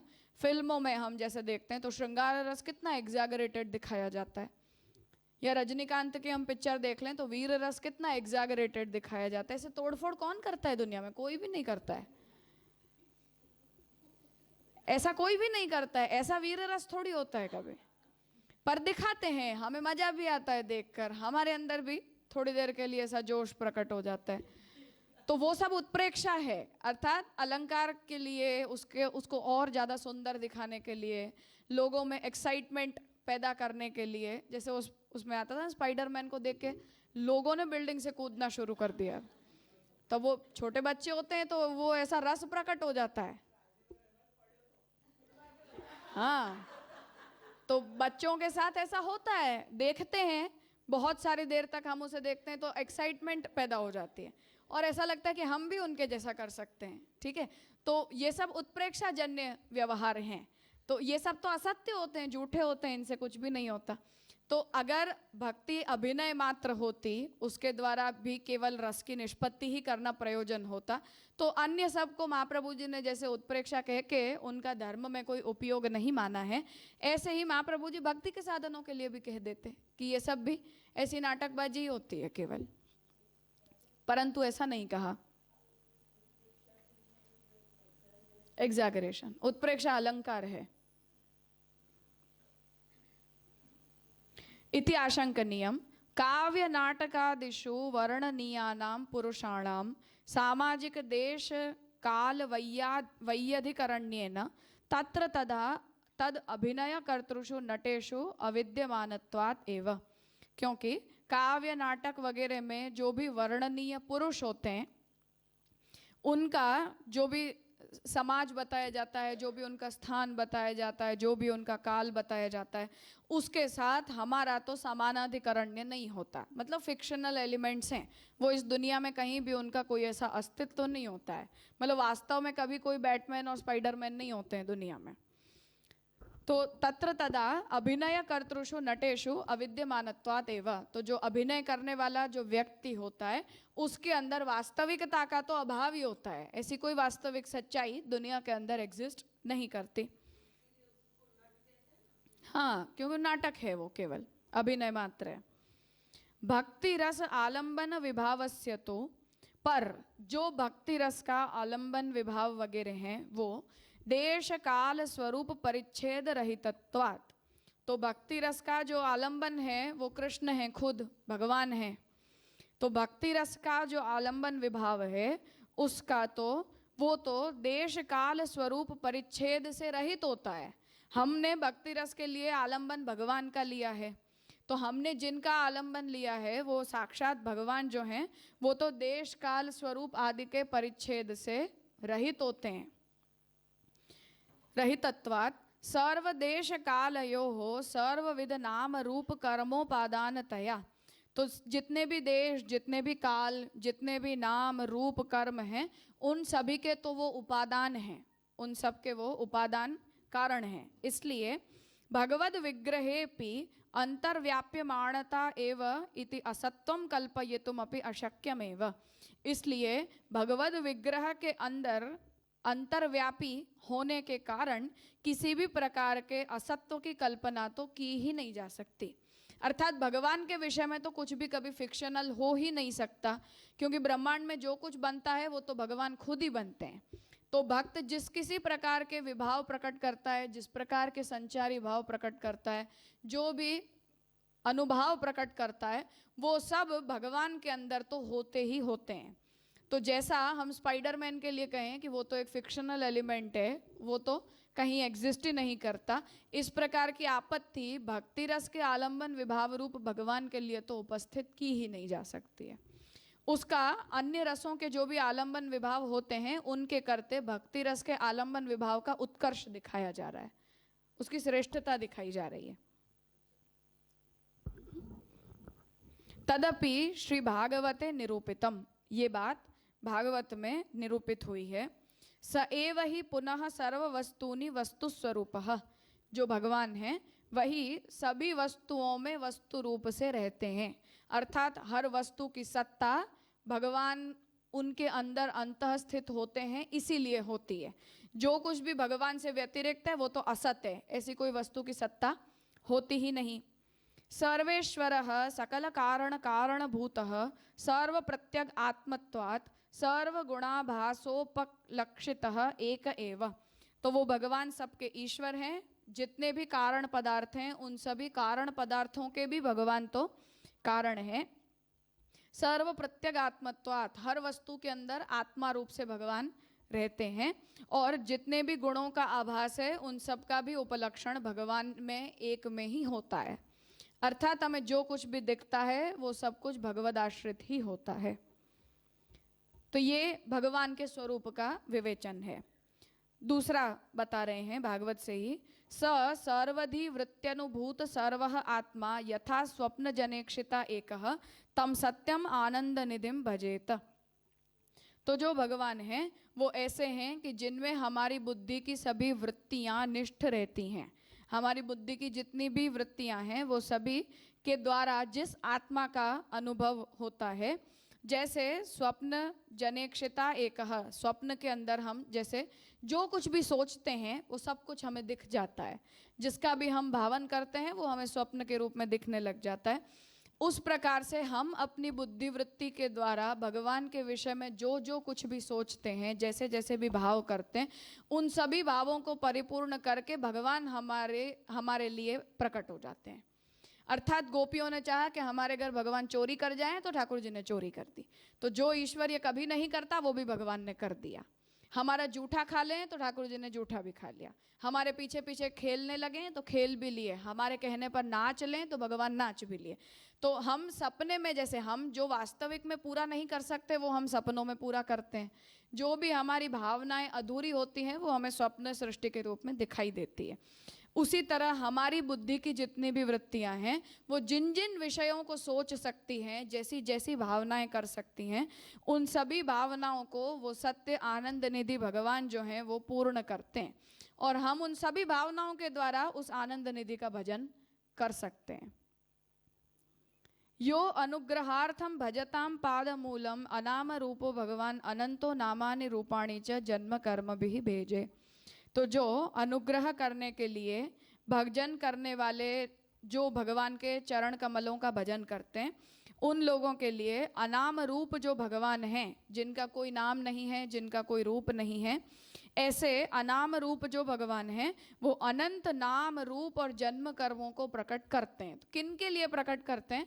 उनके लिए प्रकट करते हैं जो भगवान के चरण कमलों का भजन करते हैं। त्वं भाव योग परिभावित रथ सरोज आस्ते क्षुते क्षित पथो ननुनाथ पुंसम यद्यधियात उरुगाय विभावयन्ति तत्तद वपुः प्रणयसे सदनुग्रहाय। तो जो भगवान हैं वो हमारे भाव योग के द्वारा परिभावित होते हैं। हम अपनी भावनाओं के द्वारा भगवान के जैसे स्वरूप की कल्पना करते हैं, प्रभु के जैसे स्वरूप का हम भावन करते हैं, उन सभी रूपों में जो जैसा भाव करता है ऐसे स्वरूप से भगवान प्रकट हो जाते हैं उस भक्त के ऊपर अनुग्रह करने के लिए। तो ये सारे वचन इस बात को बताते हैं कि दुनिया का कोई भी मनुष्य हमारे विभावों का इतना अनुभव नहीं दे सकता जितना भगवान दे सकते हैं। कहने का मतलब ये, हमारे अंदर जो भी भाव प्रकट हुए उन सब का अनुभव देने का सामर्थ्य इस ब्रह्मांड के किसी भी पुरुष के अंदर, किसी भी व्यक्ति के अंदर नहीं है। क्योंकि हम सब कुछ नहीं कर सकते, हम सब कुछ बन नहीं सकते, हर प्रकार के भावों को हम रिस्पॉन्ड नहीं कर सकते। पर जिनका आलंबन लेकर भक्ति रस को प्रकट किया गया है, बताया गया है, वो आलंबन लेने वाले, हम जिनका आलंबन लेते हैं वो भगवान ऐसे हैं कि तुम दुनिया में जितने भी भावों की वैरायटी पैदा कर सकते हो, जितने भी भावों की तुम कल्पना भी कर सकते हो या नहीं भी कर सकते, उन सभी प्रकार के भावों का अनुभव भगवान प्रकट कर सकते हैं। तो ये अन्य रसों के आलंबन विभाव के करते भक्ति रस के आलंबन विभाव रूप भगवान का उत्कर्ष, उत्तमता यहाँ बताई। तदेतदेव श्रीमद् आचार्य चरणैः ही अपि, और यही बात श्री महाप्रभु जी ने भी कही है।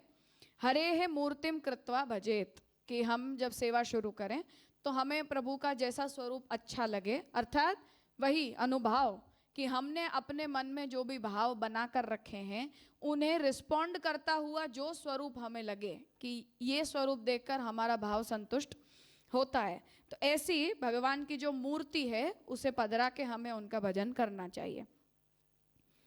जो बात मैं हमेशा से कहती हूँ कि मूर्ति शब्द हमें हमेशा बुरा लगता है। लोग ये कहते हैं कि पुष्टि मार्ग में हम मूर्ति नहीं बोल के हम स्वरूप बोलते हैं, बहुत नॉनसेंस विचार है। मूर्ति जो शब्द है उसका मतलब केवल होता है प्रकट होना, तो उल्टा अच्छा स्वरूप है, अच्छा शब्द है, बहुत ज़्यादा अच्छा शब्द है। तो मूर्त होने का मतलब है कि प्रकट हो जाना। तो हमने जैसा सोचा ऐसा जो प्रकट हो गया उसे हम मूर्ति कहते हैं। तो मूर्ति शब्द जो है उसके साथ हमें कोई अस्पृश्यता का अनुभव नहीं होता है, ठीक है। तो बहुत बिगड़ी हुई थॉट प्रोसेस है ये कि पुष्टि मार्ग में हम मूर्ति नहीं कह के स्वरूप कहते हैं, बहुत नॉनसेंस। इससे बुरा कोई कभी सोच भी नहीं सकता है, एकदम अनपढ़ गवार वाली बातें हैं ये। तो संस्कृत की ABCD भी नहीं आती वही लोग ये बात बोल सकते हैं। तो मूर्त होना मतलब प्रकट होना। तो मूर्ति शब्द का उपयोग महाप्रभु जी इसलिए कर रहे हैं क्योंकि हमने अपने हृदय में पहले तो हम आंतर भाव प्रकट करते हैं कि मुझे कृष्ण ऐसे अच्छे लगते हैं, इस रूप में अच्छे लगते हैं, ऐसा वस्त्र धरें तो अच्छे लगते हैं, ऐसे श्रृंगार धरें तो अच्छे लगते हैं। उस प्रकार का एक हमारे अंदर एक इंटरनल थॉट होता है। उस थॉट प्रोसेस को जो भी रिस्पॉन्ड करता हुआ स्वरूप होता है, आकृति होती है, चित्र होता है, वो हमें अच्छा लगता है। हमारे भावों के अनुरूप नहीं होता है, वो ठाकुर जी का होने के बावजूद भी हमें अच्छा नहीं लगता कि नहीं ठाकुर जी ऐसे अच्छे नहीं लगते, इस रंग में अच्छे नहीं लगते, ऐसे श्रृंगार में अच्छे नहीं लगते, ऐसे वस्त्र ठाकुर जी को सूट नहीं करते। जैसा हम अपने लिए करते हैं उसी तरह ठाकुर जी के लिए भी हम सोचते हैं। तो जो अंतर्भावित होता है उसका प्रकट होना ही मूर्त होना कहलाता है, उसी से मूर्ति शब्द बनता है। तो इसलिए महाप्रभु जी ये कहते हैं कि हरे है मूर्तिम कृत्वा भजेत, भगवान की मूर्ति करके पधरा के हमें उनका भजन करना, अर्थात अपने भावों को हमें प्रकट करना, प्रकट करने के रूप को हमें पसंद करना। यद मूर्तौ कृतम तत्सर्वम भगवती कृतम भवति, जो कुछ भी हमने उस मूर्ति के साथ उपचार किया वो साक्षात भगवान के साथ ही उपचार किया, ऐसा हमें समझना चाहिए। तत्र मूर्ते है भगवत्वम त्रेधा निरूपयति, जो भी विग्रह है, मूर्ति है, उसमें 3 प्रकार से मूर्ति की भगवत्ता का विचार महाप्रभु जी ने किया।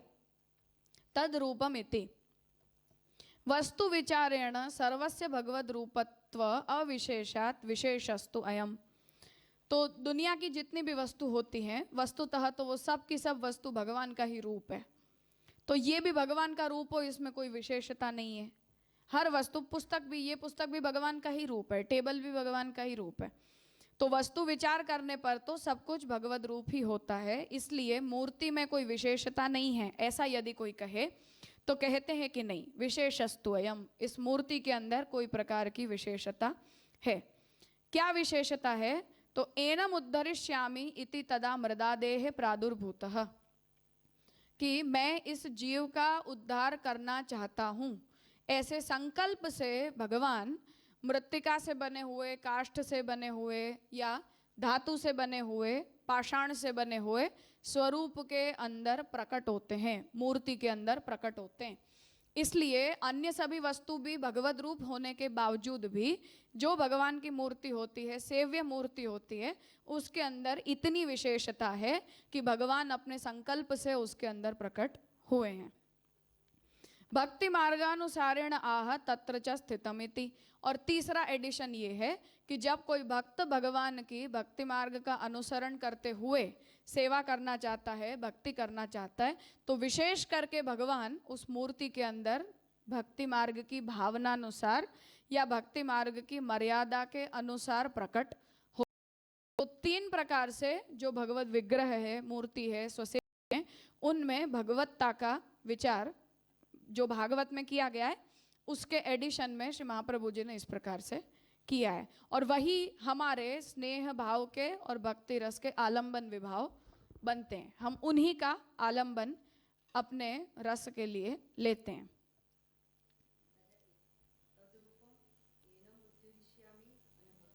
हम्म। और कुछ ब्रेक लेना है? नहीं कुछ हुआ अभी तो, चलता रहेगा। बात ये चल रही है केवल कि जब भरत ये कह रहे हैं कि रस के इतने कंपोनेंट्स हैं और रस निष्पत्ति की ये प्रक्रिया है, उसमें जो कंपोनेंट हैं उनमें हम कह रहे हैं कि हमारे पास भी एक आलंबन विभाव है। कौन है? कहते हैं भगवान है। अन्य रसों के अंदर भी कुछ ना कुछ आलंबन विभाव होते हैं, उनके करते हमारे आलंबन विभाव की क्या उत्तमता है, तो हमने उसका निरूपण किया कि श्रृंगार रस का आलंबन हो या वात्सल्य का हो, वीर का हो, तो कोई ना कोई लौकिक पदार्थ होते हैं, लौकिक पुरुष होते हैं। हमारा आलंबन विभाव अलौकिक तत्व है, भगवान है, और उनका अन्य लौकिक पदार्थों के करते उत्कर्ष है। उस उत्कर्ष का हमने विवेचन किया, जिसे महाप्रभु जी ने भी इस तरह से समझाया है और भागवत ने ये बात कही है। अर्थात भागवत के हम शब्द देखें तो यद्यत उर्गाय विभावयंती तत्तद वपुः प्रणय से सदनुग्रहाय, यहाँ विभाव शब्द का उपयोग भागवत कर रही है कि नहीं कर रही है? वो शब्द हमें भागवत में मिल रहे हैं, जो शब्दों का उपयोग भरत मुनि ने रस शास्त्र के विवेचन में किया है। तो भागवत क्या कहती है कि हम जैसा जैसा भाव अपने हृदय में प्रकट करते हैं, उसका अनुभाव देने के लिए भगवान उन उन शरीर में प्रकट हो जाते हैं। ठीक है, जैसे प्रहलाद जी को हम अभी ना सोचें और ये कहें कि हिरण्यकश्यपु ने भगवान का कैसा रूप चाहा? विचित्र चाहा, जो दुनिया में कभी कहीं एग्जिस्ट ही नहीं करता है, भी कोई में नहीं होता। हाइब्रिड आज का साइंटिस्ट है, ठीक है, हम हर वस्तु का हाइब्रिड बनाते हैं। ऐसा मिक्सचर जो है वो हम अभी भी सोच नहीं सकते हैं, पर हिरण्यकश्यपु ने सोच लिया कि भाई मुझे मारे तो भगवान ऐसे बन के मारे। प्रहलाद जी की भक्ति से ठाकुर जी प्रकट हुए वो अलग बात है, पर यह स्वरूप तो हिरण्यकश्यपु के वरदान की वजह से बना था ठाकुर जी का। प्रहलाद जी की रक्षा के लिए तो ठाकुर जी अपने मूल स्वरूप से भी प्रकट हो जाते, पर ऐसा शरीर क्यों बना? तत्तद वपुः, ऐसे शरीर को भगवान ने किस लिए धारण किया? क्योंकि हिरण्यकश्यपु ने ऐसा चाहा, जो भगवान का भक्त था,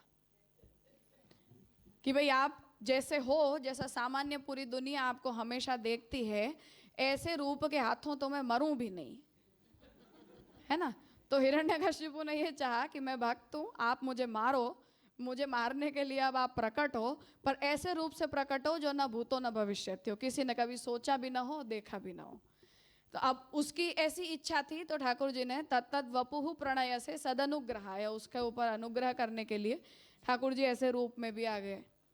अब सुअर को हम दुनिया में भी कितना बुरा मानते हैं, पर वराह रूप ठाकुर जी ने तब भी धारण किया, और कितने उत्कर्ष के साथ धारण किया कि हम ये कहते हैं कि वराह वराह न होकर वस्तुतः यज्ञ वराह होते हैं, यज्ञ रूप होते हैं। उनके अंग में यज्ञ के सारे देवता रहते हैं, जो एक एक केश होते हैं, उसके शरीर के बाल होते हैं, ऐसे वराह रूप में एक एक बाल के ऊपर एक एक देवता रहता है। तो ऐसा रूप ठाकुर जी ने फिर अपने भक्त के लिए धारण किया। तो दशावतार में जितने भी रूप हैं, उसमें राम और कृष्ण को, कल्कि को, हम तीनों को छोड़ दें तो एक भी सामान्य रूप नहीं है। तो कभी कच्छप है, कभी मीन है, कभी कुछ है, कभी कुछ है, तो भगवान सब बन जाते हैं। तो तात्पर्य यहाँ ये है कि ऐसा विभाव कौन दे सकता है? आपने इतना विचित्र भाव अपने मन में प्रकट किया कि भगवान बने तो कुछ ऐसे विचित्र बने, सामान्य नहीं, कुछ विचित्र बन जाए। तो उसे आज कोई मनुष्य का भी नृसिंह बन पाएगा हमारे विभावों को रिस्पॉन्ड करने के लिए? नहीं बन सकता है। तो उसका यहाँ उत्कर्ष बता रहे हैं कि भगवान ऐसे बन जाते हैं। किसके लिए बनते हैं? हाँ,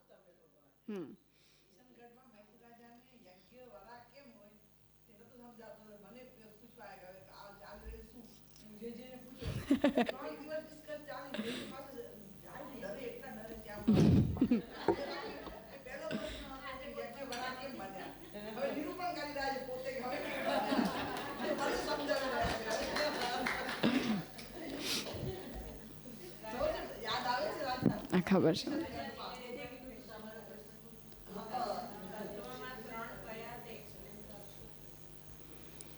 तत्वादीप निबंध में महाप्रभु जी जो 3 विशेषता बता रहे हैं उसमें सबसे पहली तो ये है कि तत्व दृष्टि से सब कुछ, हर वस्तु भगवान ही होते हैं, तो जो विग्रह है वो भी भगवान है, परंतु उसमें ऐसी कोई विशेषता नहीं है।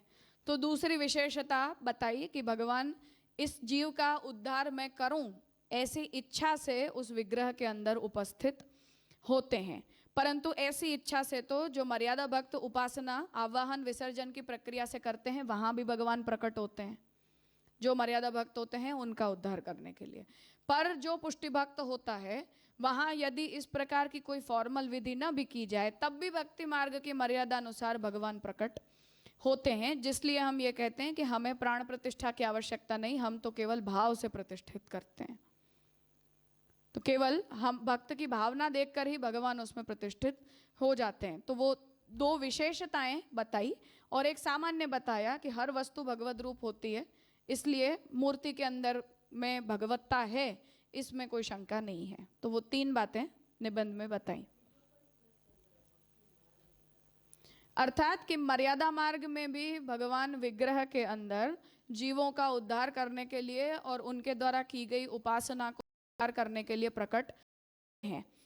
तो जब हम मर्यादा मार्ग से भी आगे बढ़कर ऐसे कोई स्वतंत्र भक्ति मार्ग का अनुसरण करते हैं तो वहाँ किसी प्रकार की मंत्र प्रतिष्ठा के बिना या किसी प्रकार की मर्यादा के बिना भी भगवान प्रतिष्ठित होते हैं, प्रकट होते हैं। तो जो भाव प्रतिष्ठा की विधि है जिसमें गोसाई जी ये कहते हैं कि ये विधि केवल स्थान शुद्धि के लिए की जाती है, ठाकुर जी का प्राकट्य इस विधि के अधीन नहीं होता है। जो जगह है मतलब मट्टी का स्वरूप है या काष्ठ का है, चित्रित है या धातु का है, उस जगह में पधराना चाह रहे हैं। जैसे कोई आसन हो, सिंहासन हो ठाकुर जी का, तो हम उसे स्वच्छ करके या धो के ठाकुर जी को पधराते हैं। बस उस तरह उस स्थान को शुद्ध करने मात्र के लिए पंचामृत किया जाता है, बाकी ठाकुर जी का पधारना उस विग्रह के अंदर उस विधि के अधीन नहीं है। तो बिना पुष्ट, हाँ मंत्र भी, तो अगर कोई व्यक्ति वो विधि नहीं भी करता है तब भी भगवान उसके भाव से उसमें प्रकट हो ही जाते हैं, किसी भी प्रकार की व्यवस्था या फॉर्मेलिटी के बिना भी। तो वो तीसरा एडिशन हुआ भक्ति मार्गानुसारण। राजा तो दया भवैया था, तो उसने तो राजा को प्रसन्न करने के लिए किसी ने बताया कि आप वैष्णव का वेश धारण करो, तो वो भी उसने नटन क्रिया ही की, वो भी नट था तो उसने वो वहाँ नर्तन किया उसका, तो उसको तो भक्ति प्राप्त हो गई। एक्सीडेंट है ये, एक्सीडेंट सिद्धांत हर बार ऐसा नहीं नहीं होता है, हर बार ऐसा सिद्धांत नहीं है।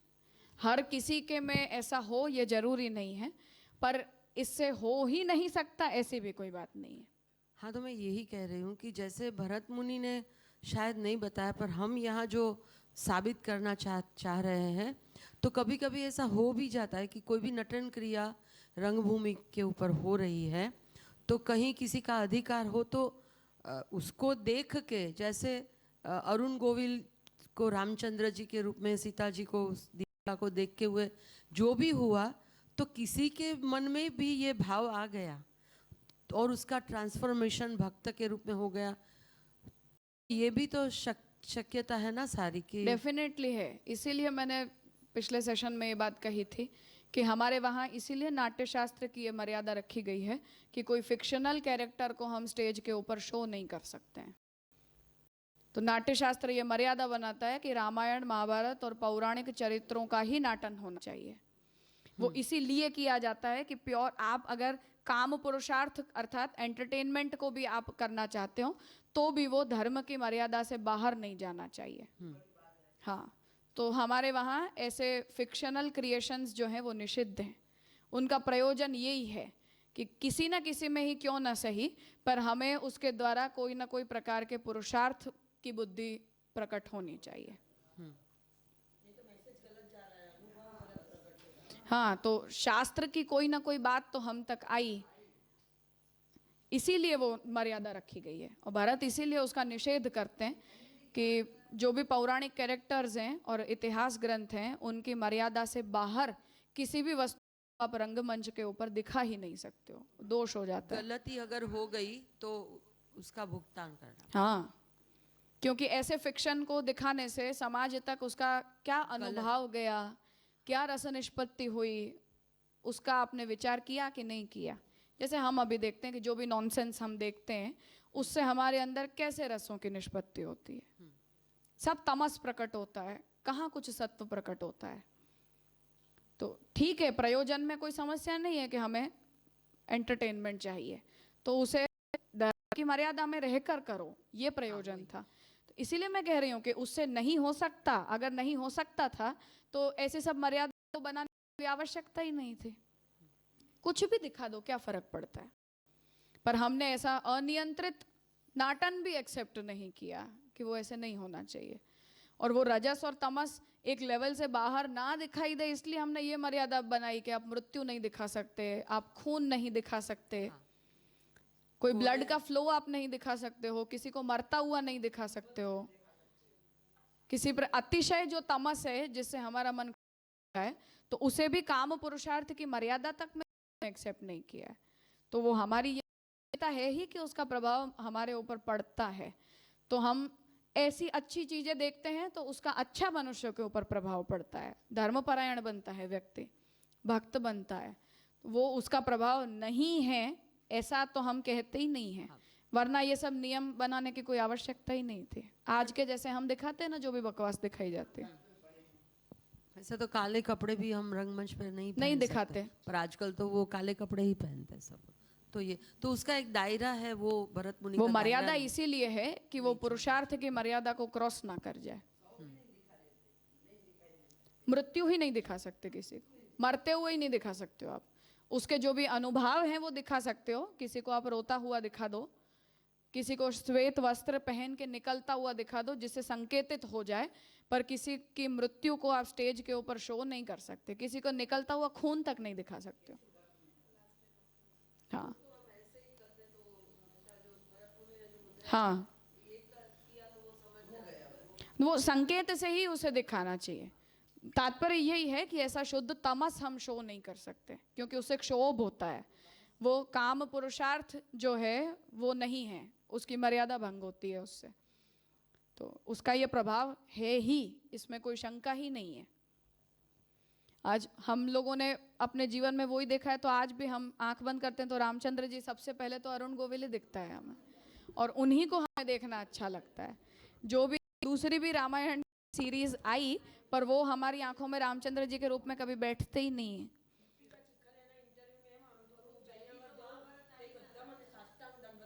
हाँ, तो लोगों में वो दिखा है ना। तो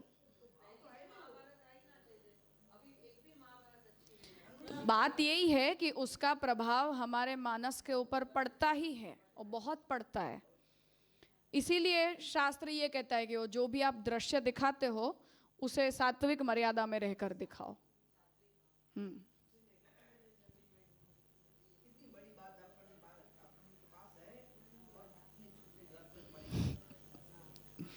तो पढ़ते लिखते ही नहीं है, समझते ही नहीं है, तो क्या होगा।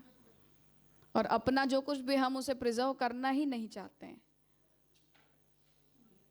दुनिया ये चीजों को पढ़कर सोचती है कि हमारी कितनी दूरदर्शिता थी, और जो हमारा है उसे दुनिया को देने के लिए हम ज़्यादा उत्साहित हैं, उसे हम संभालना नहीं चाहते हैं। और जो भी सामने वाले हैं वो लेकर उसे बिगाड़ने के अलावा उसमें कुछ भी नहीं करते हैं। ठीक है, तो यहाँ 5-10 मिनट आप लोग विराम ले लो, फिर हम आगे करते हैं। मैं कॉन्फ्रेंस को बंद नहीं कर रही हूँ, म्यूट कर रही हूँ, तो जो जुड़े हुए हैं वो लोग कंटिन्यू रहें।